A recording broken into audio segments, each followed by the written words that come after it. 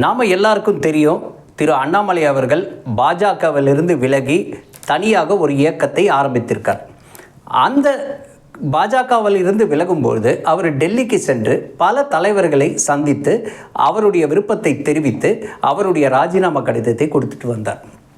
இதற்கு தொல் திருமாவளவன் அவர்கள் அண்ணன் ரொம்ப வருத்தம் தெரிவிச்சிருக்கார். அவர் என்ன சொல்கிறாரு, அண்ணாமலை போன்றவர்கள் ஒரு கட்சியிலிருந்து விலகுவதற்கு ஏன் அங்கே போய் காத்து கிடக்கணும், அவர் பாட்டு கட்சி விட்டு வெளியே போக வேண்டியது தானே அப்படின்னு அவர் சொல்லியிருக்காரு, வருத்தத்தை தெரிவிச்சிருக்காரு.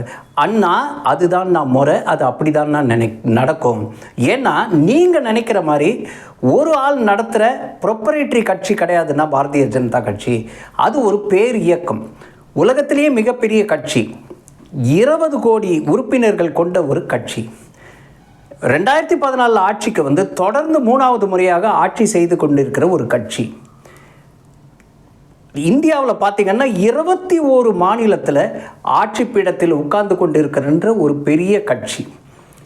கண்டிப்பாக 2029 வெற்றி பெற்று தொடர்ந்து 4வது முறையாக ஆட்சி அமைக்கப் போகின்ற ஒரு கட்சி.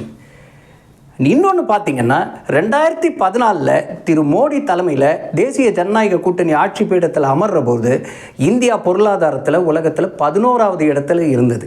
இப்பொழுது 4வது இடத்துல இருக்குது. திரு மோடி அவர்கள் சபதம் என்னன்னா 2029க்குள்ளே நம் தேசத்தை 3வது இடத்துக்கு கொண்டு வருவேன் அப்படின்னு அவர் சபதம் எடுத்திருக்காரு.